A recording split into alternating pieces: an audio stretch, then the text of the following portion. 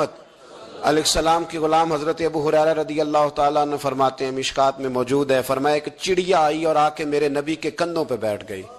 جانے اس چڑیا نے کیا کہا کہ محبوب کی آنکھوں میں آنسو آ گئے، حضور روئے اور فٹافٹ حضور اٹھے، فرمایا کون اس کے بچے اٹھا کے لایا ہے؟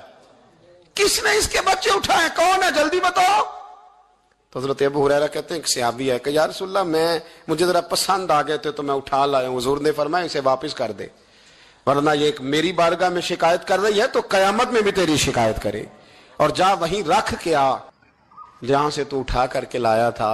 میرے دوستو، دین اتنے اعلیٰ حقوق بیان کرے جانوروں کے اور انسان اس سے آگے بڑھ کے انسانوں کے ساتھ سلوک کرے۔ محمود غزنوی کا نام تو آپ حضرات نے سنا ہے۔ محمود غزنوی کے جو باپ تھے ان کا نام تھا سبکتگین۔ سبکتگین ایک آدمی کے غلام تھے، مزدوری کرتے تھے، کسی کے یہاں ملازم تھے، شکار کے بڑے شوقین تھے۔ فرماتے ہیں کہ میں تنخواہ تھوڑی کم لیتا تھا اپنے آقا سے اور اسے کہتا تھا کہ ہفتے میں ایک چھٹی مجھے ضرور دینی ہے، میں نے شکار کھیلنا۔ اور یہ بھی یاد رکھ لیں کہ شکار ضرورت کے لیے کھیلنا جائز ہے، شوق کے لیے کھیلنا جائز نہیں ہے۔ آپ شوق کے لیے جانور مار کے گھر آ گئے، شوق کے لیے جانور مارا اور گھر آ گئے۔ معاذ اللہ تعالیٰ ایسے بھی شہزادے ہیں سیاستدانوں کے، سیٹھوں کے، نوابوں کے، جو کہتے ہیں کہ ابھی وہ کوئی کھانے کے لیے تھوڑی شکار کر رہا ہے، وہ تو نشانہ پکا کر رہا ہے اپنا۔ معاذ اللہ نشانہ سمجھ کے جانور کو مارا جائے گا، اور یہاں تک باتیں سننے میں ملتی ہیں کہ جانور باندھا جاتا ہے، اس پہ نشانہ کیا جاتا ہے۔ رسول پاک علیہ السلام نے لعنت فرمائی ایسے شخص پر جو بندھے جانور پر نشانہ لگاتا ہے۔ یہ ہمارے شوق ہیں، یہ بڑائی کی علامت ہے۔ چار پیسے آئے ہیں تو لوگوں نے یہ شوق پال لیے، اور بے دریغ جانوروں پر لوگ بندوقیں اٹھائے گھومتے ہیں۔ سنو، سبکتگین کہتے ہیں میں شکار کا شوقین تھا، لیکن ضرورت کے لیے شکار کرتا تھا، ہفتے میں شکار مار کے لاتا تھا، پھر پورا ہفتہ ہمارے گھر والے اسی کو کھایا کرتے تھے۔ فرماتے ہیں کہ میں تنخواہ تھوڑی لیتا تھا اپنے آقا سے، محمود غزنوی کے والد سبکتگین، کہ میں بھئی ہفتے میں ایک دن شکار کرنے جاؤں گا۔ کہتے ایک دن میں جنگل میں شکار کرنے گیا تو کچھ جانور کم نظر آئے، صبح سے لے کر میں گھومنے لگا، عصر کا وقت ہو گیا، کوئی شکار نہ ملا۔ اب میرے دل کے اندر یہ ڈر تھا کہ اگر مغرب مجھے یہیں ہو گئی تو مجھے کوئی درندہ، کوئی جانور پریشان کرے گا۔ اسی پریشانی کے عالم میں میں دائیں بائیں دیکھ رہا تھا کہ ہرنی کا ایک بچہ مجھے نظر آیا۔ میں نے جھٹ سے وہ ہرنی کا بچہ ہی اٹھا لیا کہ آج یہی شکار کروں گا۔ کہتے ہیں میں نے اسے گھوڑے کے آگے رکھا، اپنے آگے گردن کی جانب، اور میں نے گھوڑے کی لگامیں اس تیزی سے گھمائی کہ سر پٹ گھوڑا دوڑایا تاکہ مغرب سے قبل میں شہر میں پہنچ جاؤں، یہ جنگل کا علاقہ گزر جائے۔ کہتے ہیں میں بڑی گرمی تھی، بڑی پیاس لگی، پر پانی نہ پیا نہ گھوڑے کو پلایا، سر پٹ دوڑایا اس ڈر سے کہ کہیں ایسا نہ ہو کہ میں جنگل میں مجھے شام ہو جائے۔ کہتے ہیں جب میں شہر سے باہر پہنچ گیا تو مغرب کا وقت بھی شروع ہو گیا۔ کہتے ہیں ابھی میں پہنچا ہی تھا، میں نے وہاں گھوڑے کو روکا، خود بھی پانی پیا، جانور کو بھی پلایا۔ کہتے ہیں ذرا میں نے آنکھ اٹھا کے دیکھا تو جس ہرنی کا میں بچہ لایا تھا وہ بھی دوڑتی ہوئی میرے پیچھے آ گئی۔ کہتے ہیں وہ پیچھے میرے کھڑی ہے، پتہ نہیں کہاں سے بیچاری دوڑی، میرا تو گھوڑا تھا اور میں نے تو سانس بھی نہیں لیا۔ 1.5 گھنٹہ 2 گھنٹے میں بھگاتا لایا اس جلدی میں کہ باہر آنا ہے۔ کہتے ہیں پلٹ کے دیکھا تو اس کی سانس پھولی ہوئی ہرنی کی اور للچائی نظروں سے مجھے دیکھ رہی ہے۔ دل کے ایک کونے سے آواز آئی کہ آج تو 2 شکار ہو گئے، بچہ تو پکڑا ہی، اس کی ماں کو بھی قابو کرتا ہوں تاکہ ڈبل شکار ہاتھ آئے گا۔ کہتے ہیں پھر اندر سے میرا درد بولا، اندر سے میرا رحم بولا کہ ایک ماں اپنا بچہ لینے آئی ہے، اور اس طرح تو اسے تکلیف نہیں دی جا سکتی کہ اسے بلیک میل کر کے ماں کو بھی رکھ لیا جائے۔ کہتے ہیں جب میں نے اس ہرنی کی طرف دیکھا تو اس کی نظروں میں سوال تھا، اس کی نظروں کے اندر سوال تھا، کچھ مانگ رہی تھی۔ کہتے ہیں میں نے اس بچے کی پشت پر ہاتھ پھیرا، پھر میں نے بچہ چھوڑ دیا۔ کہتے ہیں اس نے پہلے بچے کو بازوؤں میں لیا، پھر اپنی زبان سے اپنا بچہ چاٹنے لگی۔ کہتے ہیں پھر وہ جب جنگل کی طرف جانے لگی تو ایک دفعہ اس نے میری طرف دیکھا، دوسری دفعہ اس نے آسمان کی طرف دیکھا۔ زندگی میں مجھے اتنا سکون کبھی نہیں آیا تھا جتنا آج آیا۔ کہتے ہیں میں گھر گیا، عشاء کی نماز پڑھی، باوضو میں بستر پہ لیٹ گیا، لوگوں میرے نصیب دیکھو، مجھے مدینے والے محبوب کا دیدار نصیب ہوا۔ رسول کریم علیہ السلام میری خواب میں آئے، میں رونے لگا، گھر مہک اٹھا، پھول کھلنے لگے, خوشبوئیں بکھرنے لگی. کہتے ہیں محبوب کریم تشریف لائے, اور کیا خوبصورت جملہ ہے. محبوب فرمانے لگے, او سبکتگین, اگر تجھے بادشاہ بنا دیا جائے تو انسانوں کے ساتھ بھی اسی طرح رحم کرے گا نا جس طرح آج ہرنی کے ساتھ کیا ہے. اگر تجھے بادشاہ بنایا جائے تو رویہ یہی رکھے گا یا بدل جائے گا؟ کہتا ہے میں رو پڑا. میں نے کہا یا رسول اللہ, میں تو غلام بننے کے بھی قابل نہیں, تو بادشاہ کیسے بنوں گا؟ فرمایا تیری آج کی ادا بڑی پسند آئی ہے, عرش کے مالک نے تجھے بادشاہ بنانے کا فیصلہ کر لیا. تیری یہ ادا بڑی بھائی ہے, بڑی پسند آئی. فرماتے ایک ہرنی کے بچے پہ رحم کھایا تھا, رب کریم نے مجھے بادشاہی عطا فرما دی. ہم نہ سیاست سے بادشاہی لینا چاہتے ہیں, سیاستدانوں کے اپنی جیب سے اشتہار چھپوا کے بادشاہی لینا چاہتے ہیں, ڈیرا بنا کے بادشاہی لینا. نہ, بادشاہی تو رحم کرنے سے ملتی, بادشاہی تو شفقت کرنے سے ملتی, بادشاہیاں تو اللہ کی مخلوق سے پیار کرنے سے ملتی. بادشاہیاں, حضرت امام احمد بن حنبل رحمۃ اللہ تعالی علیہ فرماتے, میں نے ما وراء النہر ایک محدث کا تذکرہ سنا کہ وہ میرے محبوب کی حدیثیں بیان کرتے ہیں, تو کہتے ہیں میں شوق علم میں ان کی بارگاہ میں پہنچا. جب میں گیا تو کتے کو کھانا کھلا رہے تھے. میں نے سلام لی تو انہوں نے جواب تو دیا پر کوئی اتنی توجہ نہیں کی میری طرف. میرے دل میں خیال آئیے محدث ہیں اور کتے کے ساتھ اتنا پیار کر رہے ہیں, میری طرف دیکھا ہی نہیں. تو فرماتے ہیں وہ کتے کو کھانا کھلا کے فارغ ہوئے تو میری طرف دیکھ کے کہنے لگے, احمد بن حنبل, میرے علاقے میں کتے نہیں رہتے, کتے دوسرے شہر میں زیادہ پائے جاتے ہیں, یہ بھوکا تھا تو ادھر آ گیا تھا.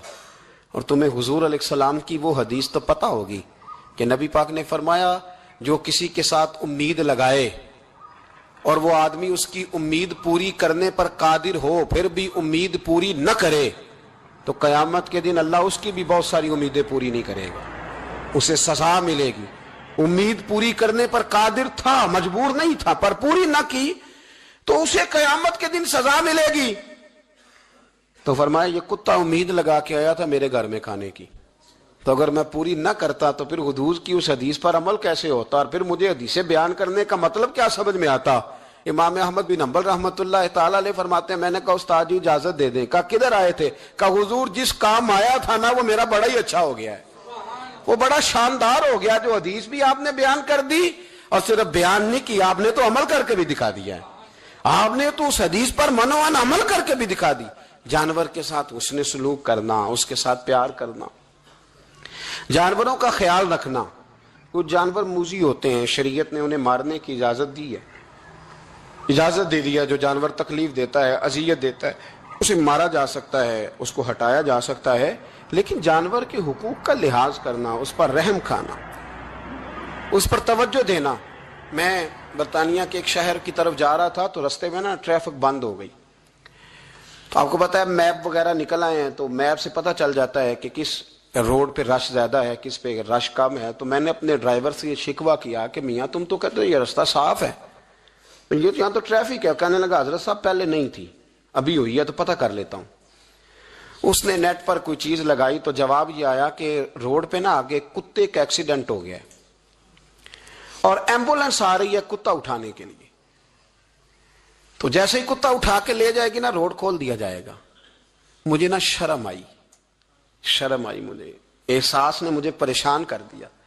وہ کہنے لگا حضرت میں نے کوئی ایسی بات تو نہیں کر دی, آپ تو پریشان ہو گئے. میں نے کہا یار پریشان اس لیے ہوا ہوں کہ کافروں کا ملک ہے, کتے کا ایکسیڈنٹ ہوا ہے تو ایمبولینس کتا اٹھانے آ گئی ہے, اور مسلمانوں کے ملک میں کتا اگر روڈ پہ ایکسیڈنٹ ہو جائے تو وہ گاڑی کے ٹائروں کے ساتھ مسئلہ تو جاتا ہے اور مرے ہوئے کو بھی سائیڈ پہ کوئی نہیں کرتا. میرے وطن عزیز میں, میرے ملک کے اندر کتا اگر اس کا ایکسیڈنٹ ہو گیا تو ٹائروں کے ساتھ ہی وہ جائے گا. یعنی 10 دینے والا M A, B A, B B A, M S C, M Phil, P H D کی ڈگری رکھنے والا, مالدار غریب لوگ تو نہیں نا گاڑیاں ڈرائیو کر رہے ہوتے, مالدار پڑھے لکھے لوگ, وہ اپنے ٹائروں کے ساتھ اس کتے کے اوپر سے گزریں گے لیکن کچھ چھڑی لے کے اس کو سائیڈ پہ نہیں کریں گے. پر ہمارے کوئی فلسفے سنے تو ہم سے زیادہ اچھا بیان ہی کوئی نہیں کر سکتا, ہماری کوئی لب و لہجہ دیکھے تو ہم سے زیادہ اچھی نصیحت کرے گا کوئی نہیں. لیکن اس کو ایک جگہ پہ میں نے کہا ایک سنگی سے کہ یار ذرا تھوڑا رکو, اس کو سائیڈ پہ کر دو. تو کہنے لگے مین روڈ پہ کیسے رکیں؟ تو میں نے کہا ہیلمٹ گر جائے تو فٹافٹ رک جاتے ہو, تھیلا گر جائے نا کبھی سامان والا تو یوں کر کے گاڑیاں بلاک کر دیتے ہو, اگرچہ وہ 150 روپے کا ہی مال کیوں نہ ہو, اور کتے کی خاطر نہیں نیچے اتر سکتے. اس کو تھوڑا سا ہٹایا نہیں جا سکتا. لیکن ہمارے رویے ہیں, ہمارا مزاج ہے, ہم ان چیزوں کو سمجھتے نہیں. امیر ملت, اور اگر میں کہوں بانی پاکستان تو میں ٹھیک کہوں گا. بانی لارڈ تھا ایک اس وقت انگریزوں کا بڑا, پیر جماعت علی شاہ صاحب محدث علی پوری بھی پاکستان کی تحریک چلا رہے تھے اور قائد اعظم بھی چلا رہے تھے. تو لارڈ نے قائد اعظم سے کہا تھا کہ قائد اعظم مجھے تیری سیاست سے اتنا ڈر نہیں آتا جتنا جماعت علی شاہ کے دین سے ڈر آتا ہے. اتنا مجھے, میں آن دی ریکارڈ بات کر رہا ہوں ذمہ داری کے ساتھ, کہ تیری سیاست سے میں اتنا نہیں ڈرتا جتنا جماعت علی شاہ کے دین سے ڈرتا ہوں. اس لیے کہ یہ جب دین کا نام لے کے پاکستان کی بات کرتا ہے تو لوگوں پہ جادو طاری کر دیتا ہے. اس لیے میں تیری سیاست سے زیادہ اس کے دین سے ڈرتا ہوں.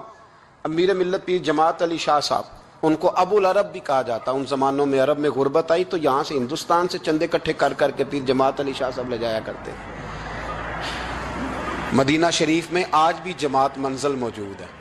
پیر صاحب کی اپنی رہائش تھی. امیر ملت پیر جماعت علی شاہ صاحب نا مدینے میں گزر رہے تھے تو بڑے بڑے مرید ساتھ تھے. اس زمانے میں لوگ ہاتھوں میں چھڑی رکھا کرتے تھے, جانور اکثر ہوتے تھے تو چھڑیاں ہاتھوں میں ہوتی تھیں. تو پیر صاحب گزر رہے تھے, بوڑھے آدمی تھے, مرید ساتھ تھے, تو ایک کتا دوڑا دوڑا آ گیا. جب وہ پیر صاحب کے قریب سے گزرنے لگا تو ایک مرید نے نہ کتے کی ٹانگ پہ ڈنڈا مارا, پیچھے ہٹ جا, کپڑوں کو نہ لگ جانا. کتا چونکنے لگا, رونے لگا, اور جب بھاگا نا تو لوگ کہتے ہم نے عجیب منظر دیکھا. 100 سال کے پیر جماعت علی شاہ صاحب پگڑی ہاتھ میں پکڑی اور کتے کے پیچھے بھاگنا شروع کر دیا. دوڑ کے کتے کو اٹھا کے لائے اور یوں اس کو سینے سے لگایا. پھر پیر صاحب نا اس کتے کو اپنی رہائش گاہ پہ لے گئے.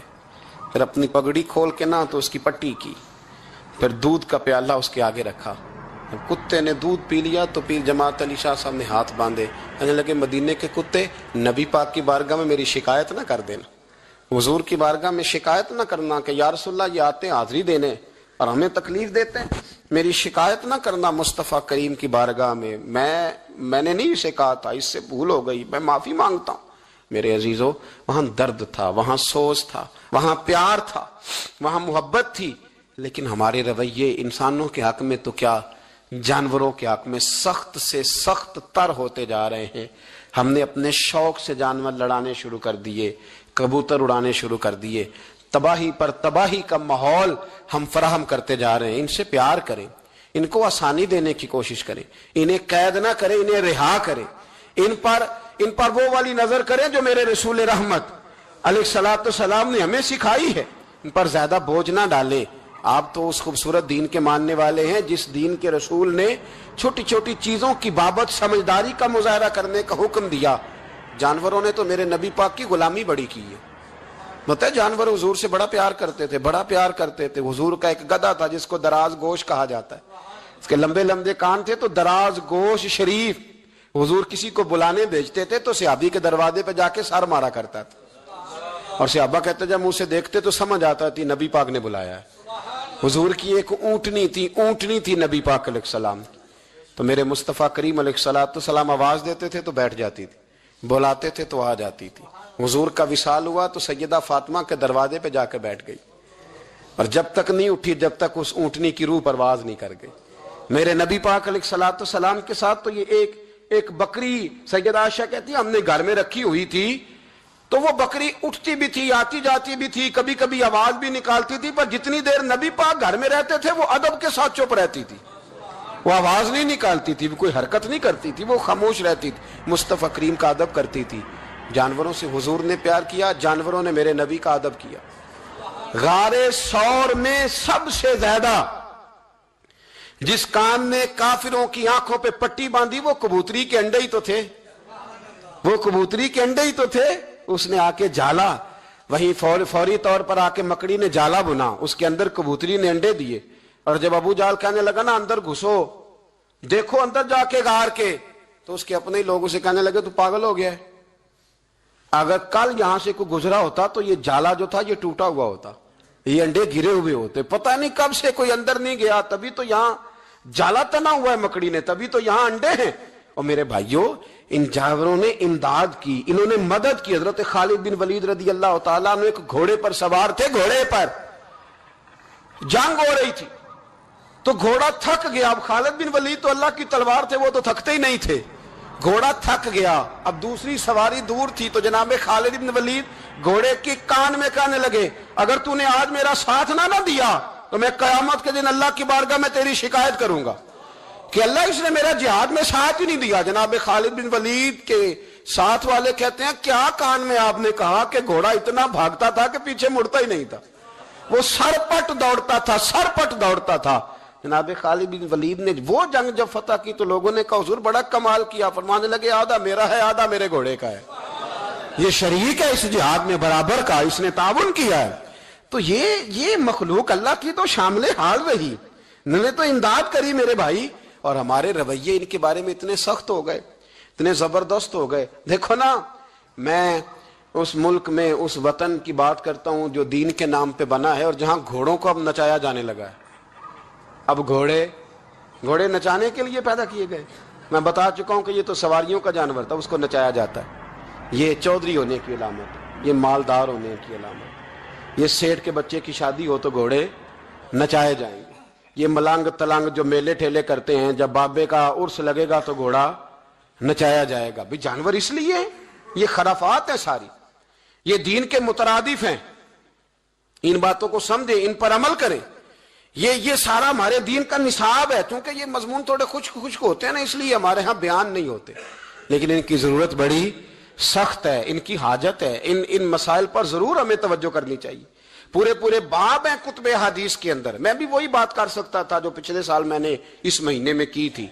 हर महीने के उन्वानात समझ में आते हैं, वो तैयार पड़े होते हैं, वो बयान करने मुश्किल नहीं होते। लेकिन कभी कभी दिल से ये आवाज उठती है कि जो बातें नहीं हैं पता, उनका भी तो पता होना चाहिए ना मेरे भाई।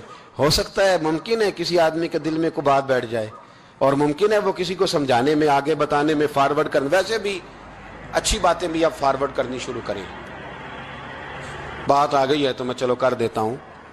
कोई जरूरी बात है कि हमने अपनी सियासी पार्टी का ही दिफा करना है और मुखालिफ की गीबत ही हर वक्त करनी है? मसलन क्या हो जाएगा इससे? क्या इनकलाब हमने कर लिया है? क्या हमने हक बात कहें, जहां जरूरत हो वहां करें, लेकिन सोशल मीडिया अगर हमारे हाथों में आया तो तबाही के लिए तो नहीं ना आया। यहाँ अच्छी फोटो लगा के, एक फोटो इधर से खींच के लगा लो, एक इधर से खींच के लगा लो, एक इधर से। अब तो मैं परेशान हो जाता हूं। अब आप जब किसी के काबू आ गए तो वो मतलब आपसे सबसे पहले मुतालबा ये करेगा कि अब्बे के साथ भी फोटो लेनी है, दादा के साथ भी लेनी है, मामू के साथ भी लेनी है, चाचा के साथ भी लेनी है, बच्चों के साथ भी लेनी है, एक दाएं से लेनी है, एक बाएं से। इस काम के लिए कुफर के सामने दीन का पैगाम पहुंचाने का मौसर जरिया है नबी पाक की हदीसों को इंग्लिश में ट्रांसलेट करके आगे फॉरवर्ड करें। जो डच जानते हैं वो उस जबान में बात आगे पहुंचाएं। जो लोग जो है वो फारसी से मुताल्लिका हैं वो उन चीजों को आगे, ये तो आपके पास एक बड़ा मुनासिब जरिया है। वहां आप जो है वो फनी वीडियो आगे भेज रहे हैं, वहां आप गलत चीजों को आगे पहुंचा रहे हैं। आप किस काम में लोगों को आगे शरीक हो रहे हैं? और मतलब कई दफा तकलीफ होती है, उस पर लिखा हुआ है फनी मौलवी, यानी मौलवी भी फनी होता है, यानी ये भी काम होगा। अब हर काम हम वो वाला लेंगे जिसमें थोड़ी देर के लिए लोग जो है वो मजाक करेंगे। खुदारा, हम संजीदा कौम है, हमें संजीदा बात करनी चाहिए। आपके सामने, आपके हाथ में दीन आया है। और फिर मैं एक बात बड़ी तकलीफ से कहता हूं, मैंने कई दफा किया, आज फिर कहता हूं। वो हालैंड ने माज़अल्लाह हुजूर के खाके शाया करने का ऐलान किया था ना जी, फिर उस पर एहतजाज हुआ। हाँ ना तो करे ना। हर आदमी ने ना अपने सोशल मीडिया पेज पे जगह दी कि जी गुस्ताखी हो रही है जी, निकल आए गवर्नमेंट, ये कर दें वो कर दें। हमने भी किया, करना चाहिए, पैगाम देना चाहिए। लेकिन वो खाके शाया करने वाले दो लोग थे, एक मवाद फराम करता था, कैलिरून उसका नाम था, और एक ये था जो खाके बनाता था। तो ये जो खाके तहकीक करता था ना, माज़अल्लाह, उसने इस्लाम के खिलाफ 2 किताबें भी माज़अल्लाह लिखी हैं। अब वो बंदा ना, ये 1.5-2 हफ्ते हुए कलमा पढ़ के मुसलमान हो गया, और आपके सारे कौमी अखबारात ने खबर ब्रेक की, तमाम ने, दुनिया में, एक्सप्रेस में, हर अखबार में खबर आई। पढ़ी है आप लोगों ने भी? जिन्हें पढ़ी हाथ खड़ा करें। माशाल्लाह, इतने लोग गवाह हैं, ये सब ने पढ़ी है। मुझे बताएं कि जब उन्होंने गुस्ताखी शाया की थी तो शोर हुआ था, तो कलमा पढ़ा था तो अब भी शोर होना चाहिए था ना, बोले। लेकिन शोर तो होता है मनफी बात का, मुस्बत बात का तो शोर हम करते नहीं, ये तो हमारे हक में ही नहीं। मनफी बात का شور ہے اور مثبت بات کی طرف ہم آتے، یہ ہمارا مزاج ہے. مثبت بات کا بھی شور کریں میرے بھائی، وہ بھی لینا چاہیے تھا ہمیں اخبارات سے، وہ بھی ہر پیج پر ہونا چاہیے تھا، اس کی بھی فوٹو لگا لینی چاہیے. باقی تو ہم بڑی ایڈٹ کرتے ہیں نا، کسی کو کتا بناتے ہیں، کسی کو کچھ بناتے ہیں، تو اس پر بھی تھوڑی تعریف ہونی چاہیے تھی تاکہ مسلمان اس کا بھی ذکر کرتے، اس کی حوصلہ افزائی ہوتی. کیا مؤلفۃ القلوب دین کا حصہ نہیں کہ کوئی نیا کلمہ پڑھے تو اسے مال دو تاکہ اس کا دل مضبوط ہو؟ تو کلمہ پڑھا تھا تو چاہیے تھا نا کہ ہم اس کے دل کو مضبوط کرتے. ہم یہ پیغام آگے کرتے کہ ہمیں بڑی خوشی ہوئی. وہ کہتے ہیں میں تو حضور کے مخالف تحقیق کرنے نکلا تھا پر ان کو پڑھتے پڑھتے ان کا غلام بن گیا اور اس نے باقاعدہ معافی مانگی ہے، باقاعدہ معافی مانگی ہے کہ میں اپنے پچھلے رویے سے اللہ کی بارگاہ میں بھی شرمندہ ہوں، نبی پاک کی بارگاہ میں بھی شرمندہ ہوں، مسلمانوں سے بھی معافی مانگتا ہوں. اس نے باقاعدہ معافی مانگی ہے. لیکن جو کہ بات تھی مثبت، بات تھی خوشخبری والی، اور ہم دیتے ہیں مایوسی والی خبر. ہم بریک وہ خبر کرتے ہیں جس میں کوئی ٹینشن پیدا ہوتی. ٹینشن. میں ابھی حیدرآباد میں تھا، پولیس والا اپنی گاڑی میں بیٹھا تھا، ہم اپنی گاڑی میں تھے. ایک ایڈریس پوچھنا تھا، رستہ پوچھنا تھا. مطلب عام ایک جگہ پہ عام آدمی سے ہم نے گاڑی میں بیٹھے بیٹھے ایڈریس پوچھا تھا تو اس نے کہا تھا اتر کے آئیں. آپ نے پوچھنا نا تو اتر کے آئیں. تو ٹھیک بات کی، ہمیں غصہ نہیں آیا. میں نے اسے پولیس والے سے السلام علیکم کے بعد کا ایڈریس پوچھنا تو وہ گاڑی سے اتر کے آیا. اس نے ہم سے سلام لی اور اس نے بڑی تفصیل کے ساتھ ہمیں پتہ بتایا. کام تو ہمارا تھا نا، وہ تو اپنی جگہ پہ کھڑے تھے. میرے بھائی آپ مثبت باتوں کو کیوں نہیں بیان کرتے؟ کیا پاکستان میں سارا دن غلط کام ہی ہوتے ہیں، صحیح کام ہوتا ہی کوئی نہیں؟ وہ صحیح کام کو ڈسکس کون کرے گا؟ خیر والی بات کون بیان کرے گا؟ اچھائی کا ذکر کون کرے گا؟ محبت کی بات کون کرے گا؟ میرے ایک مفتی صاحب ہیں، دوست ہیں، پیار والے، انہوں نے مجھے ٹیلی فون کیا کہ ختم ہے، ٹائم چاہیے. تو میں نے ان سے کہا کہ میری نا ریکارڈنگ ہے، اس دن ٹی وی پر ایک پروگرام میں نے ریکارڈ کر کے دینا ہے. اب سوچے دو ہے نا، وہ یہ بھی کہہ سکتے تھے کہ اچھا تسی امیر ہو گئے ہو، یہ بھی بات ہو سکتی تھی نا. لیکن مفتی صاحب مجھ سے کہنے لگے کہ ختم 20 لوگوں تک پیغام جائے گا، اور جب وہ آپ ریکارڈنگ کریں گے تو ہماری جماعت کی ترجمانی لاکھوں لوگوں تک جائے گی. تو ہم جو چاہتے ہیں کہ زیادہ لوگوں تک پیغام پہنچے، ہم ختم شریف پڑھ لیں گے، آپ مہربانی کریں وہ کام آپ کریں. یہ خیر کی بات ہے نا. لیکن مثبت باتوں کی طرف ہماری توجہ جاتی. انہوں نے کہا بڑا کام کریں، کوئی حرج نہیں، یہ تو کام چلتے رہتے ہیں، ہوتے رہتے ہیں، یہ ہو جائے. مثبت کام پر اپنی توجہ کریں، جانور کے ساتھ پیار کریں، اچھے طریقے سے پیش